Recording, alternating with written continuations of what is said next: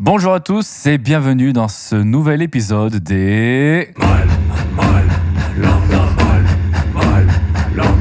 Excellent, c'était excellent. Salut Laurent, comment vas-tu ? Salut Seb, écoute, je vais bien et j'espère que le sujet qu'on va évoquer aujourd'hui...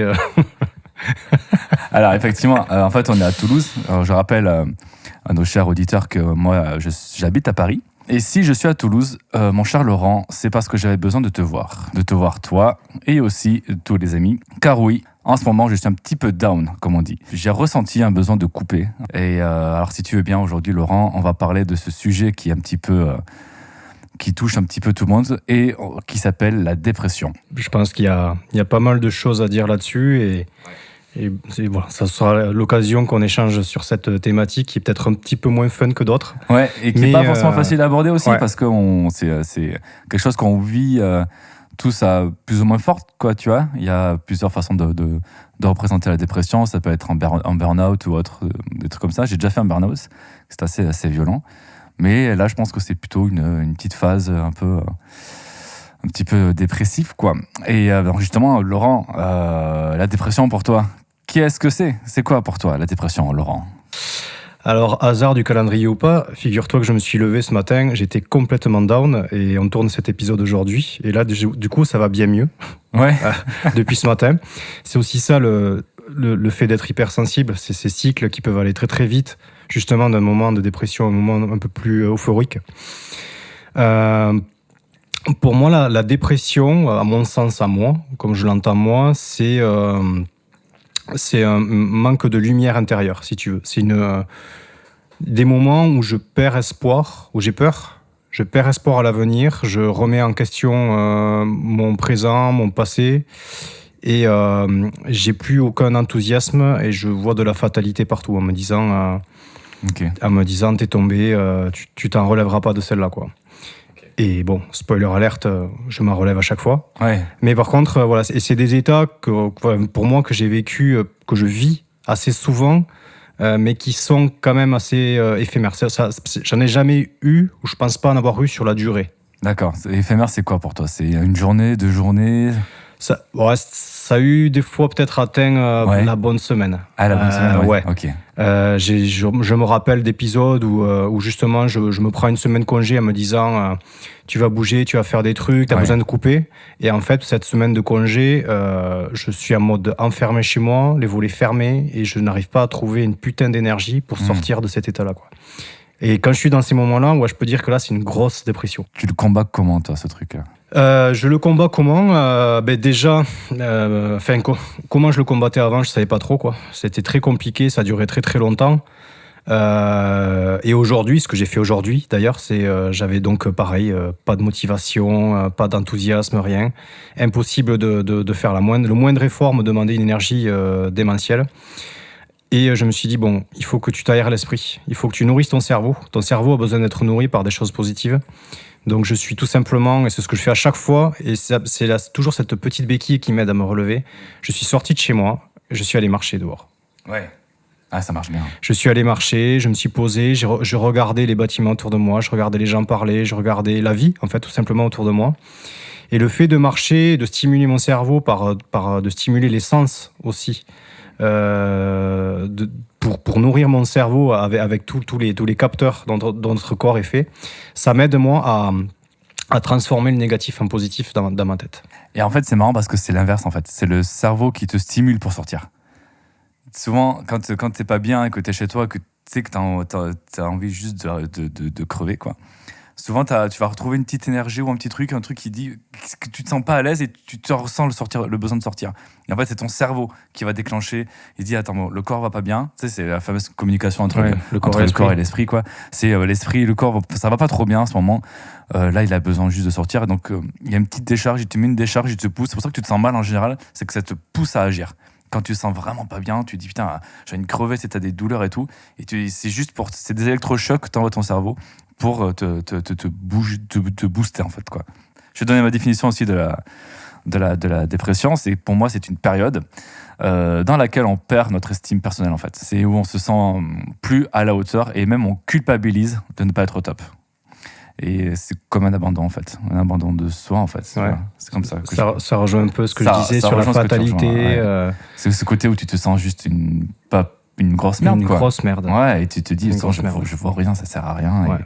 Et quoi que tu fasses ou quoi qu'on te dise de faire, ça marche pas, quoi. C'est ça. Et Et souvent, tu as ce truc, cette espèce d'automatisme en te disant, enfin moi je vois quand j'ai ces moments, je suis sur mon canapé, zéro énergie, en me disant ma vie c'est de la merde, machin. Je me dis, allez, divertis ton cerveau. Et le premier truc que je faisais avant, c'était de regarder Instagram et de scroller. Ah ouais. Échec. Parce que là, du coup, tu vois quoi? Tu vois tes potes qui sont en train de faire une soirée, tu vois des gens qui sont au resto, des gens qui s'amusent, des gens qui font ci, des gens qui... Moi, je suis musicien, je vais voir par exemple des vidéos de batteurs qui sont 1 milliard de fois meilleurs que moi. Ouais. Et tu te dis, mais en fait, non. Et ça me nourrit ce sentiment de me dire, mais ta vie, c'est de la grosse merde.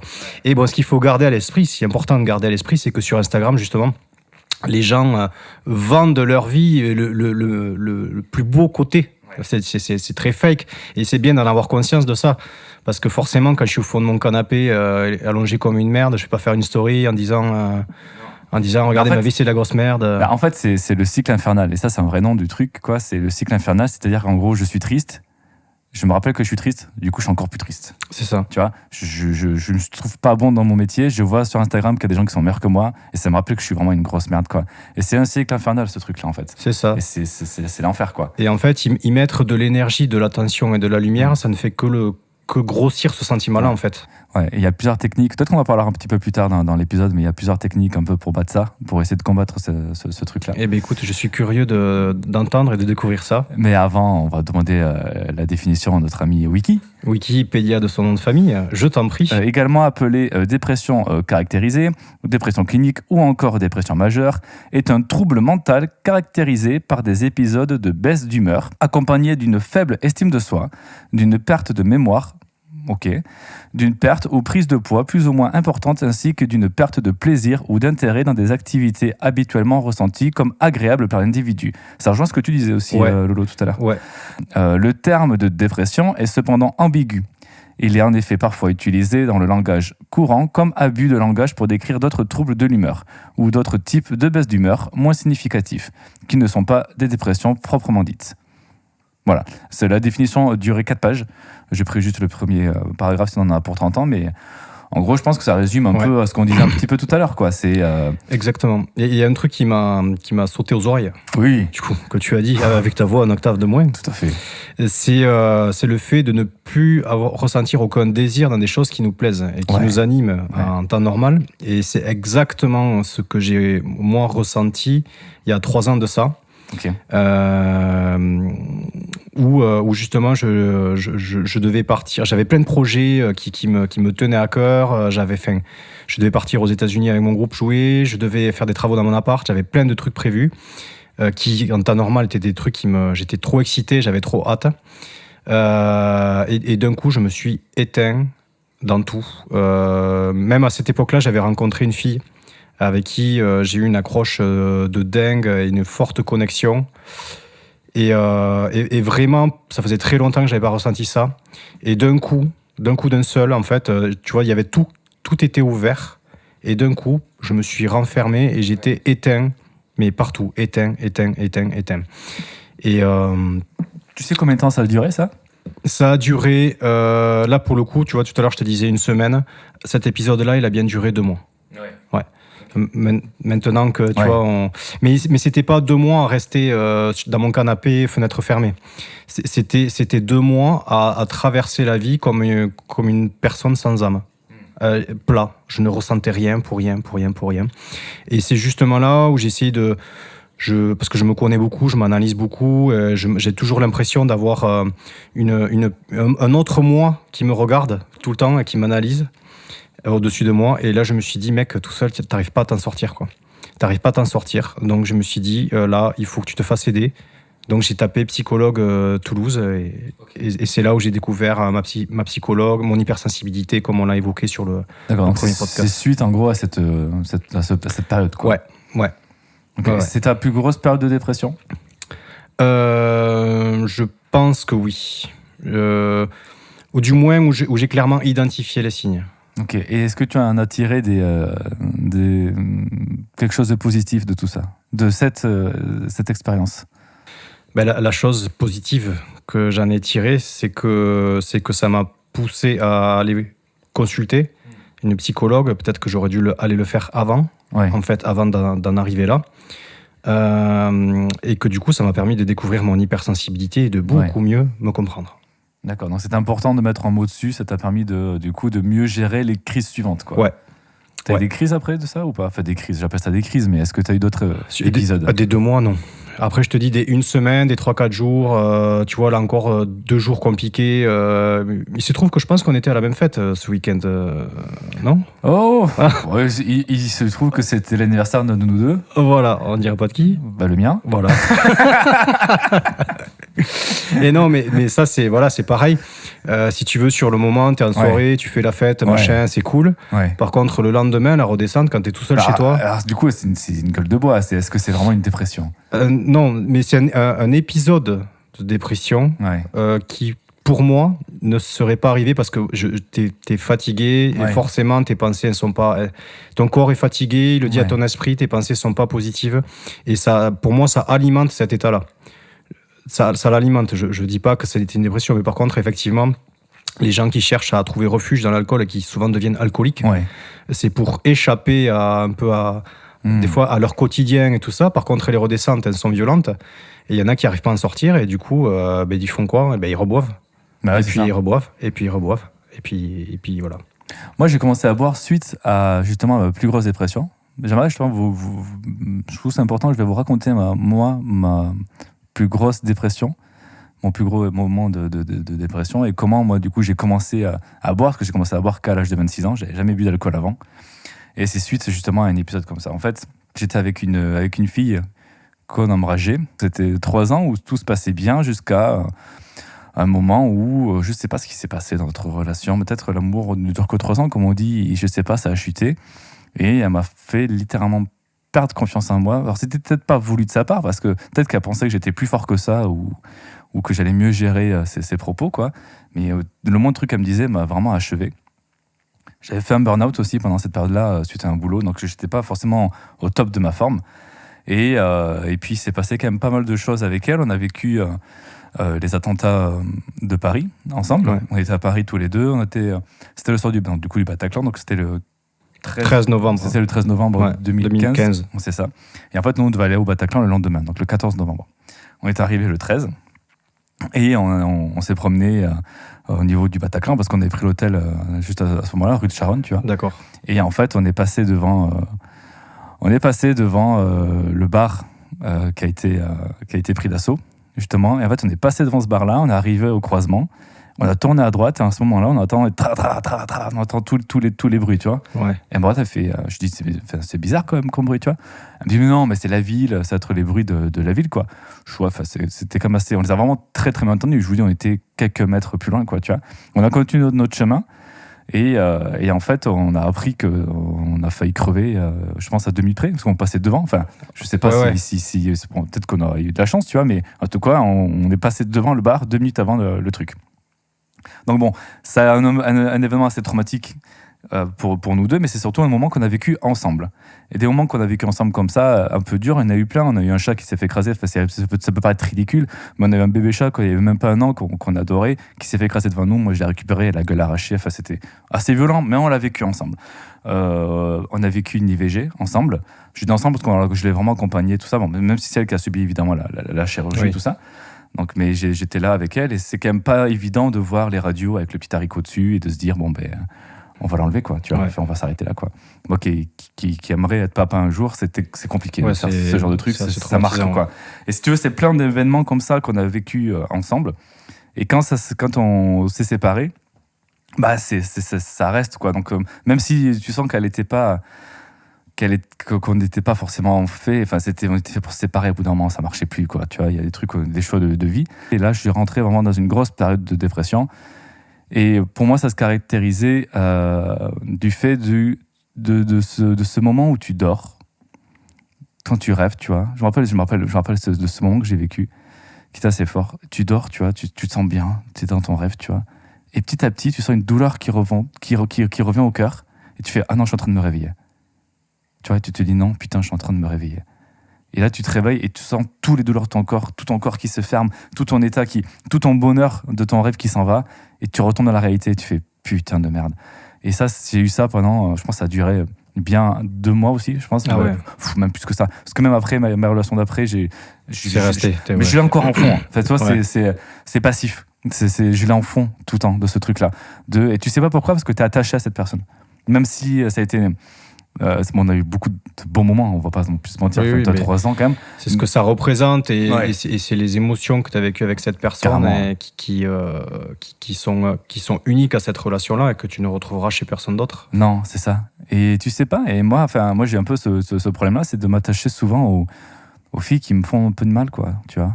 Et elle, c'était le cas, quoi. Enfin, ça m'a vraiment. Ça m'a vraiment démoli. Alors, peut-être que de son côté, peut-être qu'elle n'a pas vécu comme ça et que pour elle, je l'ai bien géré. Mais c'est un truc que j'ai très mal géré. Et du coup, j'ai commencé à boire, quoi. J'ai commencé à boire parce qu'il me fallait passer le niveau du dessus. Le niveau du dessus, c'est de cette dépression. Le niveau de. Au bout d'un moment, j'ai besoin de m'échapper, quoi. Et justement, retrouver ce rêve, quoi. Et ça m'a choqué. Je me rappelle très bien de me réveiller et ressentir le corps, toutes les douleurs, parce que du coup, t'as mal partout, mais tu te rends pas forcément compte, en fait, tu vois. Et le matin, tu ressens tes douleurs aux pieds, tes douleurs dans le dos. Et ouais, du coup, quand tu te réveilles, c'était chaud, quoi. Et t'as juste envie de t'endormir, quoi. Et du coup, tu essaies de te mettre un coup de pied au cul en te disant, tu vas pas rester dormir toute ta vie. C'est ça. Il faut te bouger le cul, quoi. C'est ça. Mais c'est cette force-là qui est dure, en fait. Ouais, exactement. Et en fait, c'est vraiment ça. C'est comment arriver à sortir de cet état-là. Et moi, souvent, en fait, je le vois quand je suis en période dépressive, je dors. Ouais. Je dors, littéralement, je ne fais que dormir. Ah ouais. Je vais dormir, genre je vais aller me pioter à 21h, me lever à midi. Tu vois, ça fait déjà une bonne nuit. Ça fait une bonne nuit, ouais. Je vais bouffer un peu. L'après-midi, je me traîne, je me remets sur le canapé, je redors l'après-midi. Je me réveille un peu le soir, je bouffe, je regarde un film histoire de pas penser à quelque chose. Il faut que je sois diverti et je vais redormir. Et en fait, je me réfugie dans le sommeil pour ne pas penser, quoi. Quand je suis vraiment dans ces moments down, en fait, je me réfugie vraiment dans le sommeil. Je suis content que ce soit le sommeil et pas la drogue ou l'alcool. Mais c'est ça. Mais toi, franchement, des fois, il suffit d'un peu, quoi. Mais voilà, il suffit de pas grand-chose et je pense que ça rejoint ce que je disais tout à l'heure. Je pense que des personnes vont se réfugier dans l'alcool ou la drogue et bon, c'est quelque chose que j'ai connu dans ma famille puisque mon père, lui, était alcoolique, voilà. Donc lui, je pense que tu vois, avec le recul maintenant, je pense qu'il était pas heureux. Il n'était pas heureux, il ne savait pas pourquoi, et en fait, il s'est réfugié dans l'alcool pour vivre ce rêve, comme tu disais tout à l'heure. Ouais. Pour rester dans ce rêve. Et il était dans son monde, dans le déni total du fait qu'il soit alcoolique, qu'il buvait, tout ça, dans le déni total. Et donc c'était sa façon à lui de gérer ça. Voilà. Et je pense qu'inconsciemment, c'est un truc qui moi, est très ancré en moi. Ouais. Et du coup, je me suis dit, en fait, moi, je veux pas finir comme lui, tu vois. Mais c'est parce je veux arriver à faire ce que lui n'a pas pu faire. Moi, je veux arriver à le faire, tu vois. Peut-être justement parce qu'on a eu vraiment, entre très grosses guillemets, la chance de vivre ça dans notre famille, en fait, de le voir, quoi. Ouais. Même si pour eux, c'était compliqué. C'est ça. Mais c'est ce qui nous donne... Moi, c'est pareil, moi, j'ai jamais touché à la drogue, par exemple. Tu vois, je dis pas ça parce que c'est enregistré, mais j'ai fumé un joint dans ma vie. Et c'était à Amsterdam, donc c'était légal. J'ai le droit. Ah, c'est le seul que j'ai fumé, c'était là-bas. Écoutez, donc, du coup, je n'appelle pas la police, je raccroche immédiatement. Voilà.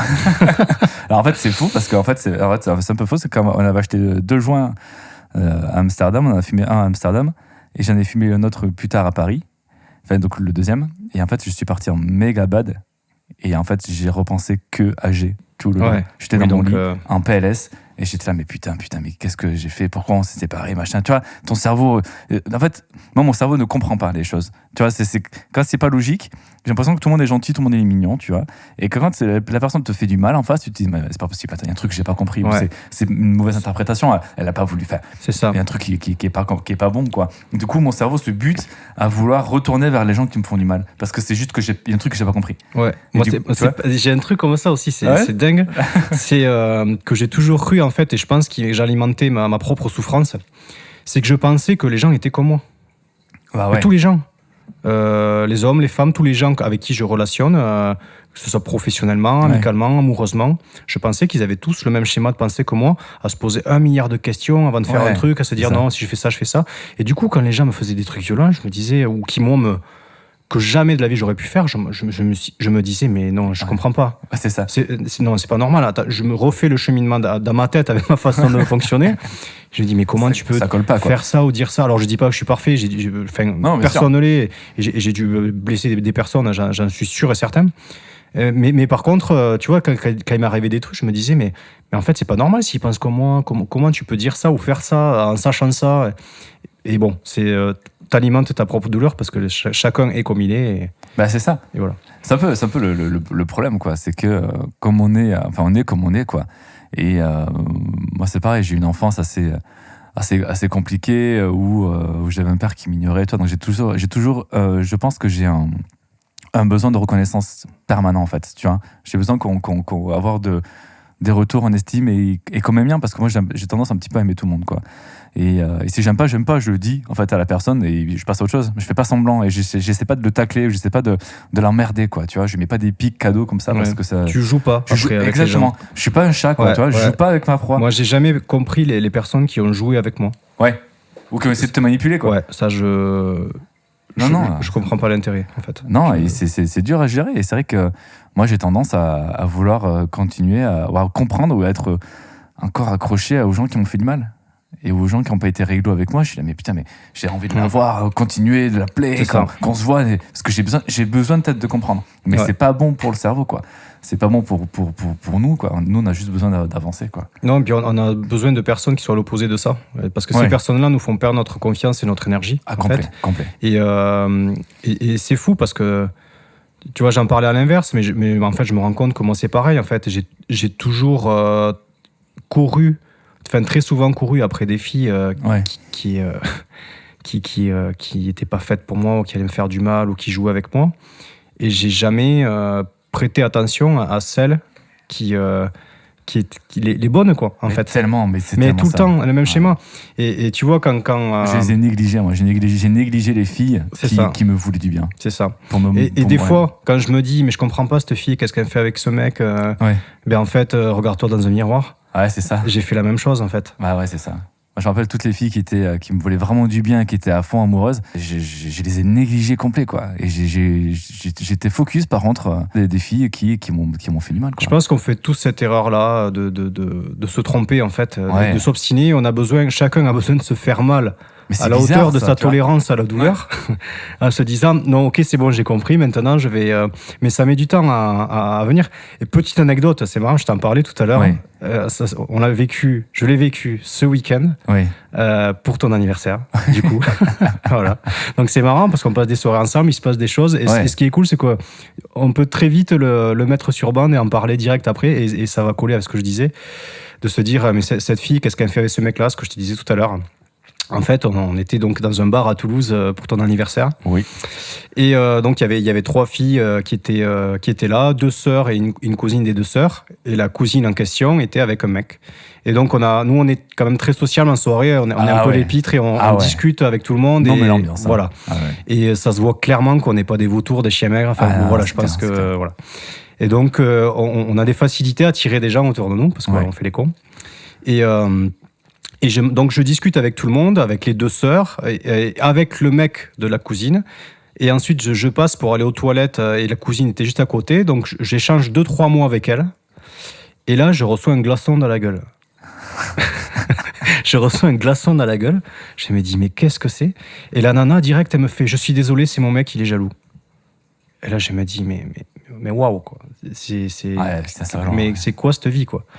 Et du coup, bon, vu que, je suis parti pisser, je sais pas dire qui c'est le connard qui est fait, tu vois, c'est pas mon. Ça sert à rien, quoi. Ça sert à rien. Et franchement, on va discuter avec un mec bourré en boîte ou dans un bar, qui en plus de base, tu vois un petit peu comment est le mec, tu te dis, bon, ça débouche rarement sur quelque chose de productif et d'intelligent. Ouais, parce que si tu dis ça, tu vois comment est le mec, c'est parce qu'il nous avait un peu emmerdé plusieurs fois aussi dans la soirée. Ouais, voilà, tu as compris le genre de mec, et là tu te dis, bon, celui-là, en fait, il est perdu, on l'a égaré, au revoir, monsieur. vous êtes un connard. C'est ça. Voilà. Et il avait besoin de se prouver quelque chose, quoi. Ouais, c'est Une ça, mais force. par la force, par le truc, et puis tu sens clairement que le mec, il est pas réglo, tu vois. Et ça t'a blessé. Ben, ça m'aurait beaucoup plus blessé avant, par rapport à l'ego et tout ça, et de me dire, mais pourquoi t'as pas réagi, pourquoi t'as fait ci, pourquoi t'as pas fait ça. Bon, là, j'ai un peu surnagé la situation. Enfin, je me suis dit, bon, ça sert à rien. Ça sert à rien. Mais je me suis dit, putain, cette nana, la vie qu'elle doit avoir, quoi. C'est compliqué, ouais. La vie qu'elle doit avoir. Et ça, c'est des personnes, tu sais très bien que. Enfin, j'en sais rien, on le connaît pas. S'il faut, c'était aujourd'hui, ce jour-là, il y avait un truc, tu vois. Exactement, mais après, t'es dans l'instant. Mais... C'est des personnes que tu sais que dans 3-4 ans, quand tes parents, ils vont te dire, mais putain, mais pourquoi je suis resté avec cette personne? C'est ça. Tu vois, tu fais, putain, merde, c'est comme un con, quoi. Est-ce que toi, t'as des. Comment tu combats, toi, ta dépression quand ça arrive? Ben, c'est. Tu m'as dit que tu marchais. Ouais, il y a marché. Il y a aussi, depuis, on va dire, depuis une bonne année, depuis le Covid, Ouais. je me suis mis à la méditation guidée. D'accord. Tous les matins, enfin quasiment tous les matins. D'accord. D'ailleurs, je conseille une chaîne YouTube, celle de Cédric Michel. Ok. Je crois que sa page, c'est La Bulle de Sérénité, Ok. qui fait beaucoup de méditation guidée, soit pour l'amour inconditionnel, soit pour maîtriser le calme et l'anxiété, soit pour maîtriser le stress, en fait, pour être dans des états beaucoup plus apaisés, calmer le mental, en fait. D'accord. Et pour prendre un moment pour soi aussi. Et pour se prouver aussi qu'on s'aime bien. Et ça marche bien, ça. Ça marche bien. Ça marche bien, en fait. C'est pas comme t'as un Doliprane. Tu vois, t'as mal à la tête, tu prends un Doliprane, ça va mieux. C'est un travail de fond. La méditation, c'est un travail de tous les jours. Et moi, c'est un truc qui m'aide justement à relativiser sur plein de choses, à moins être dans la réaction aux événements, à moins subir les événements quand ils m'arrivent. C'est souvent ça, en fait, qui va déclencher après, derrière, une dépression chez moi, c'est de toujours réagir à tous les phénomènes de la vie qui m'arrivent, tu vois. Et ça m'aide à prendre du recul. Et ben, tu vois encore le truc du glaçon, en fait, peut-être que je l'aurais mal vécu il y a 1 an ou 2 de me prendre un glaçon à la gueule. Ouais. Il y a 2 ans aussi, je m'étais pris un coup de poing venu de nulle part. À cadeau, comme ça. Mais tu vois, moi je suis un mec agressif, voilà, tu me connais. Ouais, c'est violent. Ouais. Et je m'étais pris un coup de poing d'un mec parce que je discutais avec une amie, hein, lui, en plus c'était même pas sa copine. Mais il avait décidé qu'il devait... Ta gueule ne revenait pas, quoi. Ouais, mais même qu'il devait faire le videur, que c'était en gros sa tribu, sa famille, que j'avais pas le droit de parler, en fait, à quelqu'un. Il a décidé tout seul, il s'est dit, voilà. Mais c'est parce que ça, on a des réflexes. Et la nana, pareil, elle s'est excusée, elle m'a dit, je suis désolé. Ouais, tout le monde est venu s'excuser dans cette soirée-là, c'était après un concert en plus, où j'avais joué. Okay. C'était sympa l'accueil, j'ai pris le mournifle, c'était cool. Alors, les mournifles, chez nous, ça veut dire, un coup de poing dans le nez. Mais c'est marrant parce que on a des fois des réflexes en tant que mec de violence comme ça. Moi, je me rappelle une fois, j'étais à Paris, première soirée que je fais, première boîte et seule boîte que j'ai fait à Paris. Je discute avec une nana et ça se passait bien, on a accroché, on s'est plus ou moins chopé, voilà, tout dans la soirée, tu vois. Et un mec est arrivé et d'un coup j'ai gonflé le torse. Je sais pas, hein, mais réflexe de gorille, quoi. Il est arrivé, de suite j'ai gonflé le torse et j'ai fait genre, oh là putain, je suis désolé. Du coup, je m'en suis rendu compte parce que de suite, je sais pas, j'ai un réflexe animal, quoi. Je dis, excuse-moi, enfin vraiment, je suis désolé, je sais pas du tout pourquoi j'ai fait ça. Viens discuter. Tu vois je suis un homme, j'ai cru qu'il fallait faire ça, c'est une obligation. Du coup, je me suis dit, bon, si je veux être un mec, il faut que je fasse ça. Non, mais toi, c'est fou, quoi. Enfin, des fois, c'est des réflexes humains, quoi. Ah oui, non, mais débilité. Enfin, voilà. Ouais. Du coup, moi, donc, c'est plutôt des outils pour prévenir de la dépression plutôt que pour en sortir au moment où tu les vis. Donc voilà, il y a ça. Et depuis très peu, j'ai commencé à faire du yoga aussi. Ok.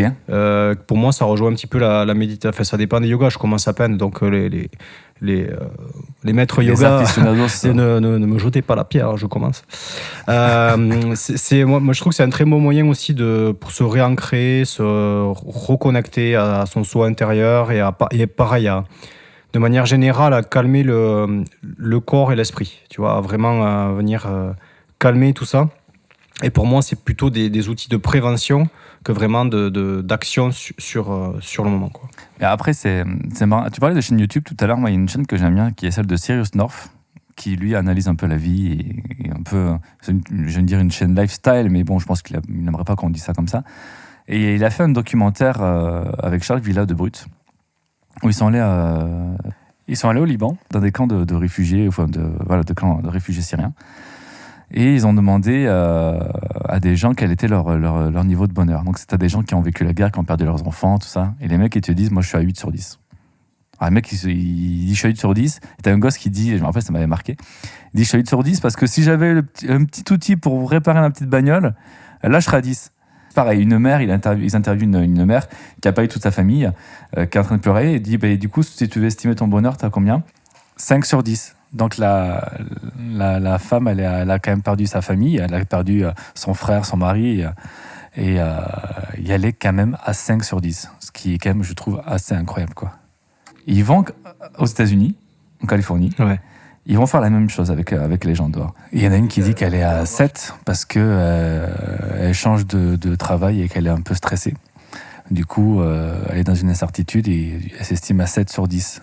C'est là où c'est intéressant de voir le rapport qu'a chacun par rapport au bonheur.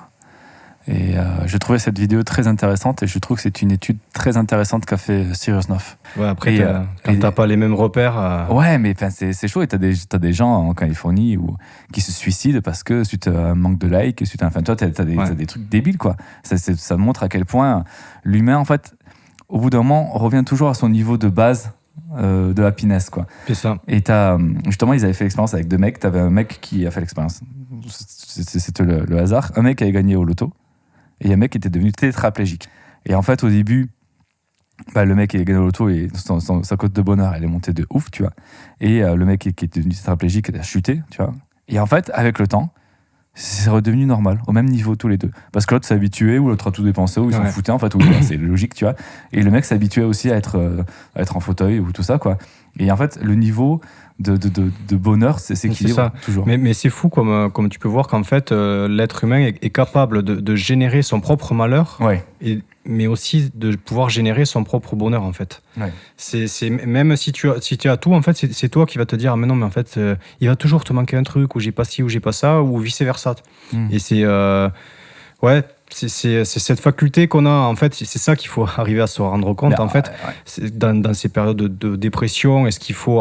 qui est le message un peu optimiste que j'ai envie de lancer, c'est que en fait on est capable de générer notre propre malheur, donc ça marche aussi dans l'autre sens. Dans l'autre sens, ouais. Et pour ça il y a plusieurs trucs, tu vois. Déjà il faut commencer à baisser son niveau d'exigence, tu vois. On est hyper exigeant envers nous-mêmes. Exactement. Et déjà si on arrive à commencer à baisser en se disant bon écoute, je suis pas une rockstar, par exemple, tu vas être musicien, c'est pas grave, mais j'ai déjà quand même fait ça qui est quand même vachement cool. C'est cool, tu vois, déjà. Rien que de baisser son niveau d'exigence envers soi-même et se tolérer plus, c'est déjà pas mal. C'est ça, apprendre à se connaître, faire les choses par plaisir. Et aussi, puisqu'on est des mâles lambda, et que peut-être les hommes, de manière générale, ont plus de mal à exprimer leurs sentiments et leurs ressentis, de se faire aider, tout simplement, d'aller consulter des psychologues, des sophrologues, des hypnothérapeutes. C'est pas dédié, c'est dédié à tout le monde, en fait. Et il y a encore ce truc-là de se dire, tu vois, non, je vais pas dire que je vais, tu vois, ou je vais pas aller voir un psychologue, ou je vais pas aller. En fait, quand t'as une rage de dents, tu vas chez le dentiste. Quand t'es malade, tu vas chez le médecin. Et pourquoi, quand t'irais pas bien, t'irais pas voir un psychologue ? Quand t'es blessé à l'âme, tu vas chez un psychologue. Exactement. Moi, je l'ai souvent fait. Hein. Moi, j'ai du mal à prendre quand mes ex me disaient d'aller voir un psy. Ah oui, non mais là... Ça, je l'ai eu souvent. C'est bon, t'as un souci à voir un psy. Il y a rien de pire, en fait. On m'a aussi dit, pour rejoindre ça, et peut-être on aura l'occasion d'y revenir plus tard, faire un épisode dédié là-dessus. Mais une nana que j'ai rencontrée il y a pas très longtemps m'a dit, mais qu'est-ce que t'attends pour aller voir un sexologue ? Ah putain. T'as 36 ans, qu'est-ce que tu attends pour aller voir un sexologue ? Voilà. Ouais. Merci. On vous rappellera. Mais vous n'avez pas mon numéro ? On vous appellera pour vous le demander. En fait, le truc, c'est que j'en suis sûr qu'elle dit ça. Non, mais c'est pas. C'est même pas négatif. Non. C'est juste que. C'est très dur à entendre. En fait, c'est juste que la personne, en fait, elle a pas eu conscience de l'impact que ça pouvait avoir à moi, tu vois, de dire ça. Parce que déjà qu'on est fragile, moi je m'estime quand même assez fragile comme gars. Oui.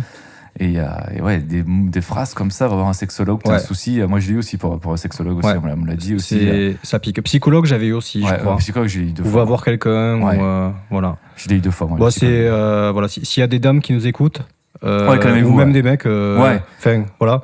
Il y a des choses, en fait... Il faut pas le dire, ça. Mais en fait, même si tu veux le dire, il faut le dire d'une manière différente. Je pense qu'il faut peut-être orienter la personne pour qu'elle-même se rende compte du truc. Ouais. Il faut faire en sorte que ce soit la personne en face qui te dise en fait, je pense que j'ai besoin d'aller voir un psychologue. C'est ça. En fait, il faut inspirer les gens. Ouais. Et ne pas les diriger ou les forcer ou avoir cette sensation de donner votre avis alors que la personne en face peut-être vous l'a pas demandé aussi.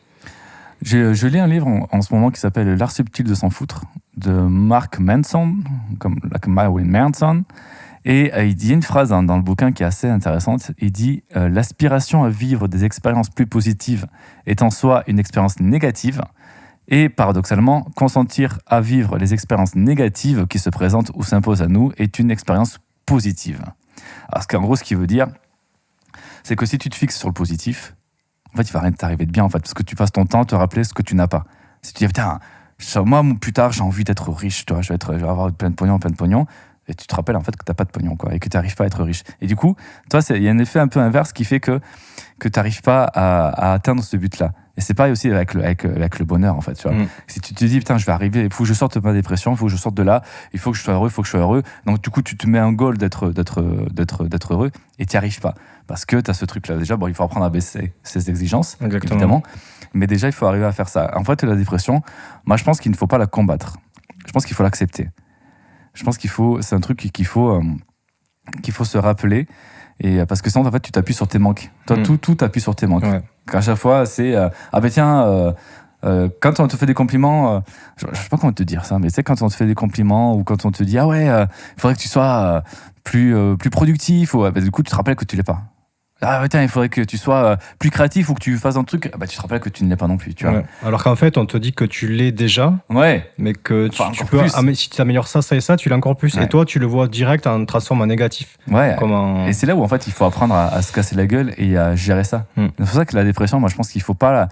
Il faut l'accepter et il faut juste arriver à composer avec. Exactement. Et c'est fou parce que c'est exactement un post que j'ai mis aujourd'hui. C'est vrai sur Instagram. Je n'ai même pas vu. Mais voilà.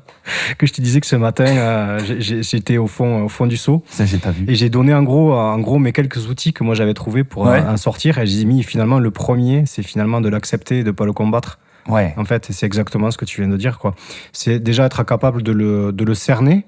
De comprendre qu'on en est là et de l'accepter en fait. Et plus on l'accepte et plus ça passe vite, plus on lui dit ok, c'est bon, j'ai le droit aujourd'hui de pas être bien. Bien sûr. Et plus on lâche prise et plus ça s'en va finalement assez rapidement. Et plus justement on essaye de résister, de changer les choses, de forcer, plus on l'alimente parce que du coup on voit qu'on n'arrive pas à en sortir. Ouais. Donc on s'auto-alimente dans ce truc-là et on creuse notre propre trou, quoi. Ouais, c'est ça. Et c'est vrai que c'est compliqué. Moi, je sais que je suis très régulièrement assez down. Et j'essaie de trouver des techniques. Alors, par exemple, j'écris beaucoup des textes. Ouais. Tu vois, par exemple, je te parlais de mon épisode où tu sais, ce rêve-là, où d'un coup je me réveille et je sens que ça me fait mal. J'ai écrit une chanson qui s'appelle Swan, qui est sur mon projet Le Type. Vous pourrez écouter. Le Type musique. Le Type musique, que vous pouvez écouter sur Spotify et sur toutes les plateformes de streaming, évidemment, qui parle de ça. Et ça m'a vachement ça me fait vachement du bien, en fait, d'écrire des trucs comme ça. Je trouve que c'est une bonne technique. Et après, moi, je pense que je me connais un peu. Enfin, j'essaie d'apprendre à me connaître. Et je sais que je suis un peu réglé. En fait, j'ai mon cycle menstruel à moi et je sais que tous les mois, j'ai une période où ça va pas, quoi, tu vois. Alors, est-ce que c'est lié à la lune, tout ça, j'y connais que dalle. Mais je sais que j'ai une période où tous les mois, je sais que je vais être chiant, où je sais que je vais être vraiment down et que j'aurai envie de crever, de tout abandonner. Mais je le sais maintenant. Ouais. Et quand ça arrive, je dis déjà à mon entourage, je suis dans ma période. Ouais, je vois, ouais. Tu vois, c'est ma période, les gars. Et du coup, le fait d'arriver à l'exprimer aussi, c'est bien parce que bon, voilà, si t'es entouré de personnes bienveillantes et qui sont vraiment des vrais potes, ils comprennent, ils te jugent pas, ils disent ok, parce qu'en fait, voilà. Bien sûr. Et quand t'es avec des personnes qui connaissent pas ça, ou si tu ne leur dis pas, t'en as plein qui pensent que c'est leur faute. Tu vois, si t'es avec. Moi, je sais quand j'étais avec mes ex, c'est que ça allait pas, mais qu'est-ce que j'ai fait, ou j'ai fait un truc de travers, tout ça. Et du moment, je leur dis non. Il y a des périodes où je vais pas bien. Là, c'est le cas. Juste tranquille, quoi. Et du coup, ça leur enlève un poids aussi, quoi. Exactement. Et ça rejoint d'ailleurs un peu les 4 accords Toltec, le fait de pas prendre les choses personnellement et pas contre soi en permanence. Et bon, bien sûr. Ça, c'est quelque chose aussi qui qui marche dans les deux sens, quoi, quelque part. Donc, mais c'est bien de pouvoir l'exprimer justement à son entourage. Ça évite des situations des fois conflictuelles qui vont venir en plus générer encore plus notre propre dépression. Et comme tu parlais que tu écrivais, voilà. Moi, je le fais aussi depuis pas longtemps pour écrire quand je vis quelque chose de merveilleux, avec mon ressenti du moment et mes mots du moment, et aussi quand je vis des trucs qui ont été très durs. Mais en fait, je prends le temps de le noter sur un cahier, tu vois. Et déjà, deux choses, cette capacité-là de venir vraiment ancrer et accepter l'état. Et pour moi aussi, c'est un moyen d'y revenir quand soit je vais mal ou soit je vais bien. Donc tu les relis, toi? Ouais, je les relis. Ah ouais. En me disant, tu sais, une fois où tu te sens pas bien, bien sûr. tu te dis, là, je me sens pas bien, j'ai l'impression que je suis au fond du seau. Et voyons comment je l'avais retranscrit la dernière fois, comment je l'avais écrit. Et ça permet de se dire, non mais en fait, c'est bon, je suis déjà passé par là. Et après, la page d'après, c'était un truc qui était mieux. Oui. Et tu vois, et c'est un truc moi qui m'aide sur le moment et qui peut m'aider après, aussi en y revenant dessus, en me disant, ok, c'est bon mec, tu sais comment ça marche, t'es déjà tombé, tu vas te relever. Ouais, on connaît quoi. Voilà. Tu sais, tu rentres dedans, tu te dis... Quand tu rentres dans cette période, tu te dis, putain, allez, c'est reparti pour mon tour. Bon, allez, qu'est-ce que je vais faire? Je sais exactement comment ça va se passer. Je connais le déroulé. Ouais. Et du coup, ça va un peu mieux. Tu le vis quand même. Tu le vis quand même. T'es quand même down. Ouais. Mais c'est pas le même down que. Non, tu le gères mieux, quoi. Ouais, tu le gères mieux, tout simplement. Moi, je gère mieux mes dépressions où je vais apprendre à me connaître aussi, tu vois, que quand j'avais 20 ans, par exemple, tu vois. Ouais. Et là, je sais là, par exemple, toi, je sais que là, ça allait plus au travail. Enfin, j'étais débordé, dépassé, et je sentais que je chutais. J'ai coupé. Avant de vivre un burn-out ou avant de repartir dans une grosse période. C'est ça. J'ai décidé de couper. C'est pour ça que je suis à Toulouse je suis descendu du jour à Toulouse. Pour dire, ok, je sais, qu'est-ce que j'ai besoin? Parce qu'au bout d'un moment, il n'y a pas que le travail, il n'y a pas que tout ça, tu vois. Je dis, bon, mais qu'est-ce que j'ai besoin? Là, j'ai besoin de voir mes potes. Exactement. J'ai besoin de voir mes potes. Donc, j'ai quitté, je suis descendu. Et tu sais quoi, ça tombe bien parce que tes potes avaient très envie de te voir. Oh putain, c'est beau. Oh putain. C'est beau. Putain. Mais voilà, c'était amour réciproque. Je fais une petite parenthèse, mais je vous conseille de vivre. J'espère pour vous que vous vivez un amour comme ça avec vos potes, que comme moi je vis avec les miens, c'est fabuleux. Ouais. C'est, ça aussi, c'est important de s'en rendre compte. Et se confier, quoi. Ouais. Je te parlais de ma période de dépression après G. Ouais. C'est une période à laquelle où j'ai vécu en colocation avec Sandrine, je lui dis le prénom. Et c'est une période où aussi elle allait pas bien, donc on a vécu tous les deux 1 an de dépression ensemble. Mais le fait qu'elle soit là et le fait que moi j'étais là pour elle, je pense, qu'est-ce qu'on s'est aidé. En fait, on s'est vraiment soutenu, quoi. Et le fait d'avoir des amis, je me rappelle des fois j'étais dans le canapé, je pleurais dans le canapé parce que je souffrais vraiment. Et elle m'a dit, ok, bouge pas, elle a rien dit. Elle a appelé toute la troupe et vous étiez tous venus parce que ça lui va pas bien, elle venait et tout le monde vient avec des câlins, tout le monde vient avec du positif, quoi. Ouais. Et c'est vraiment un truc qui était fabuleux, et s'entraider et se soutenir ensemble, quoi. Et on vous souhaite d'avoir la même bande d'amis qu'on a. Ouais.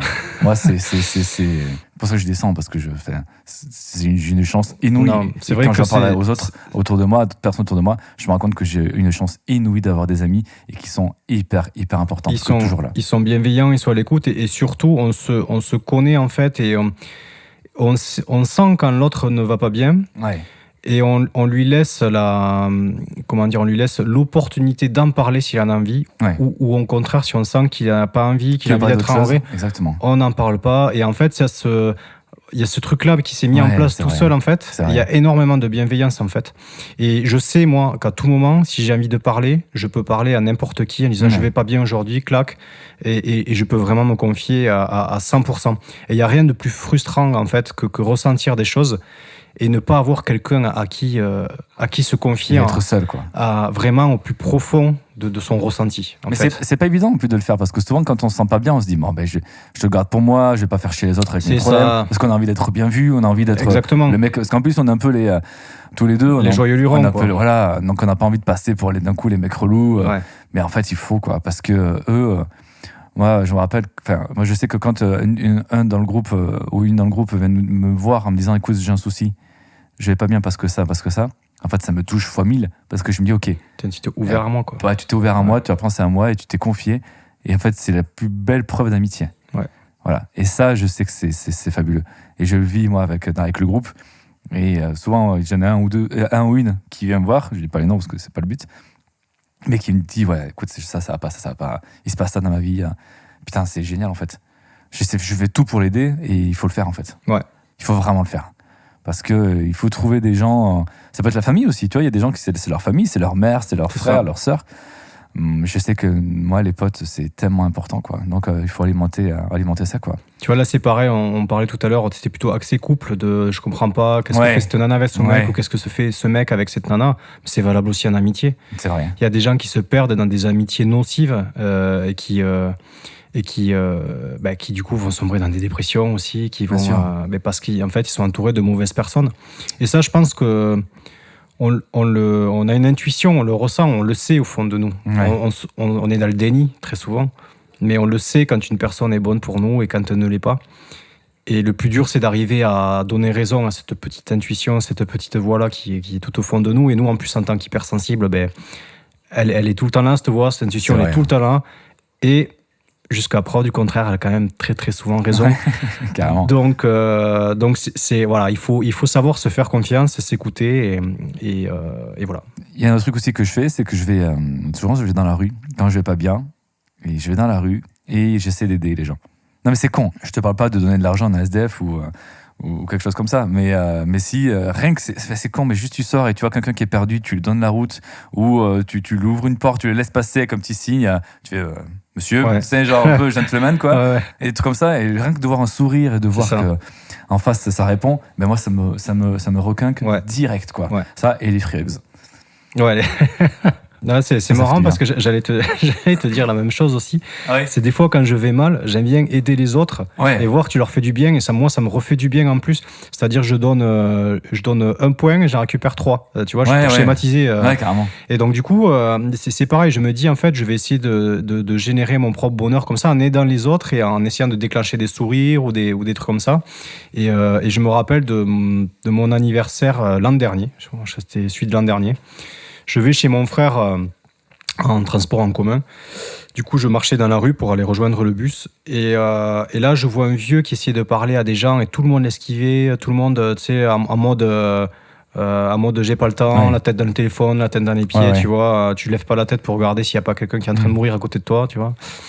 Et là, je vois ce vieux qui était désespéré total, là, et du coup, je m'approche. J'étais en train d'écouter j'écoutais de la zik, et puis je vois qu'il s'approche de moi. Alors j'enlève mon écouteur. Il me fait pardon, vous étiez au téléphone et tout ça. Je fais non, pas du tout. Je fais qu'est-ce qui vous arrive et tout.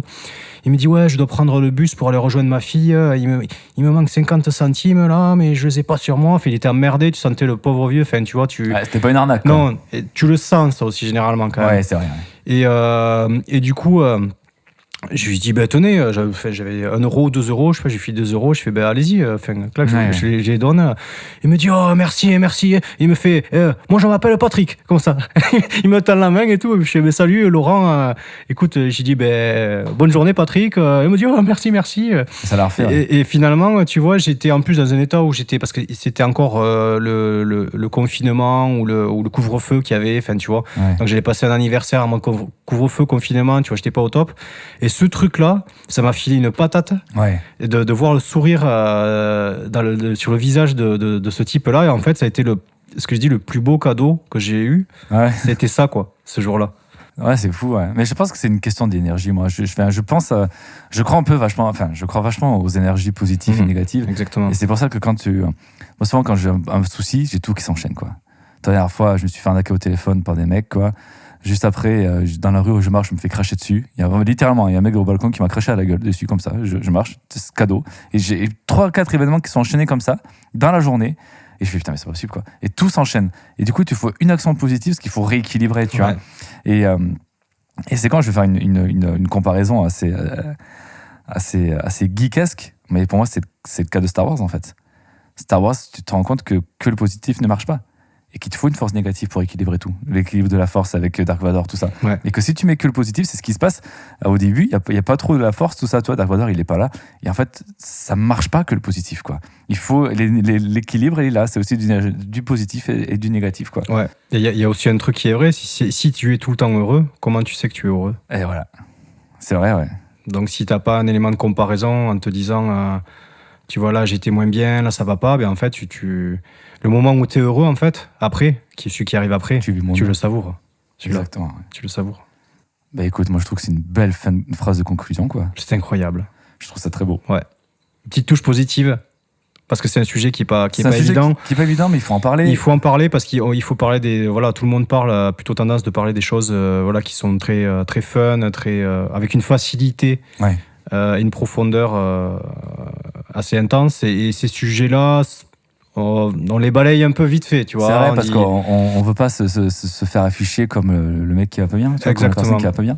Exactement. Et tu vois, encore aujourd'hui, je te le disais tout à l'heure, j'ai fait un post par rapport à ça. Ouais. Et j'ai eu derrière 10, 20, ou peut-être une vingtaine de personnes qui m'ont répondu en me disant ah, mais c'est génial que tu en parles comme ça. Moi aussi, ça m'arrive. Moi aussi, ça m'arrive.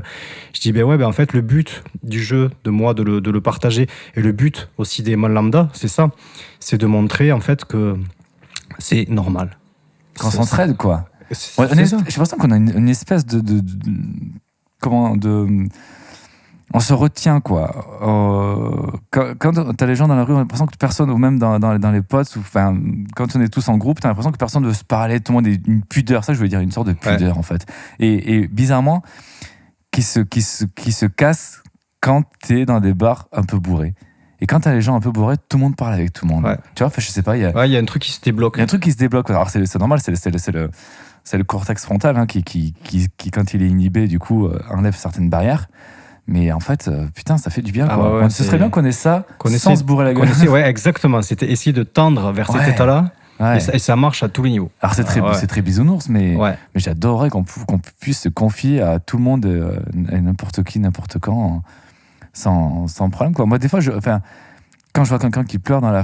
toi, je rêve de voir quelqu'un pleurer dans la rue, d'aller la voir en disant, bon, on se connaît pas, balance, quoi. Ouais. Raconte ce qui va pas.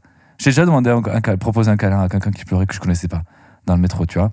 Elle a dit non, parce que je pense que, toi, c'est bizarre. Mais tu vois quelqu'un pleurer sur un banc public, moi, j'ai envie d'aller dire, bon, vas-y. C'est quoi, on se connaît pas, t'as rien à perdre, raconte-moi ce qui va pas, ça te fera du bien. Je pense que ça va être un bon truc aussi à faire. Moi, c'est un truc qui m'est arrivé, mais à moi. Ouais. Voilà. Je vais peut-être finir très vite sur cette anecdote. Oui, vas-y. Attends. Et donc c'est un moment où j'étais pas du tout en dépression. Il m'est arrivé plein de trucs, j'étais très solaire. Et en fait, je me suis dit, j'ai envie d'aller me poser en terrasse, de profiter du soleil. En plus, on commençait à sortir des couvre-feux et des trucs. Donc, je suis allé me poser tout seul à la terrasse d'un bar, en bord de Garonne, ici à Toulouse. Et je regardais le paysage avec un sourire greffé à la gueule. J'étais tout seul, j'étais trop heureux, tu vois, au top de la forme.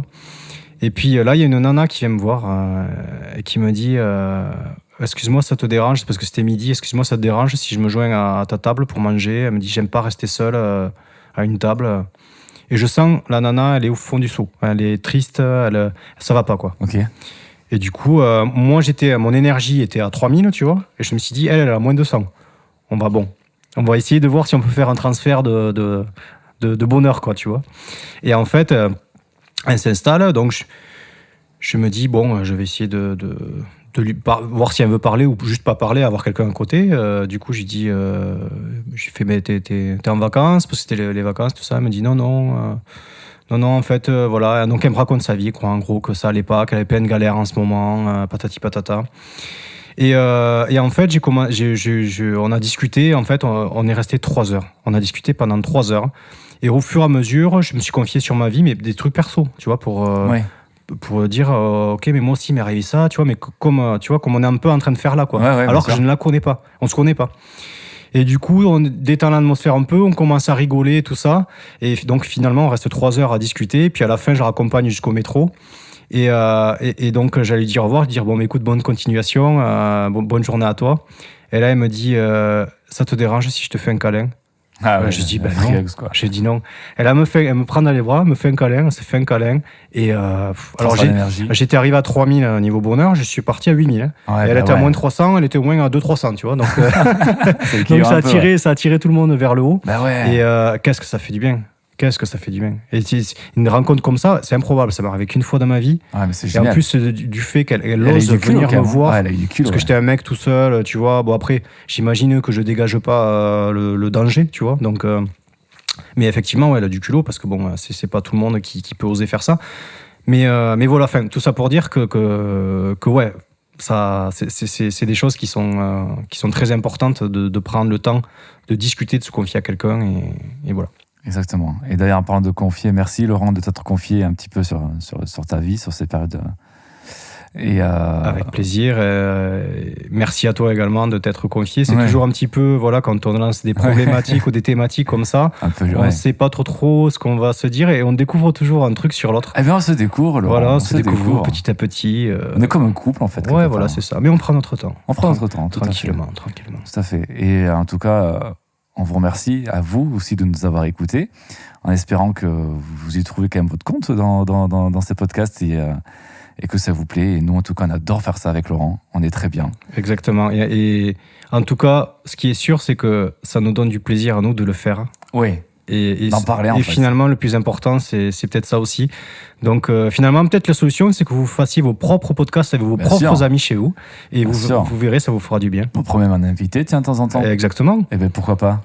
Bien entendu. Faire venir un ou deux de vous, là, et venir parler, nous raconter votre vie. Exactement. Et vachement surtout, n'hésitez pas à nous le dire. Comme d'habitude, Ouais. la page Instagram, elle est là pour communiquer avec nous, pour réagir à ce qu'on a dit, pour nous poser des questions, même pour nous proposer des thématiques. Bien sûr. S'il y en a que vous voulez aborder, qu'on n'a pas encore abordé, on prend avec plaisir. Et puis voilà, nos podcasts disponibles sur toutes les plateformes de streaming. Et puis voilà, j'ai envie de vous dire merci beaucoup. Merci Laurent. Merci Seb. À bientôt. À très bientôt. Ciao, ciao. Ciao.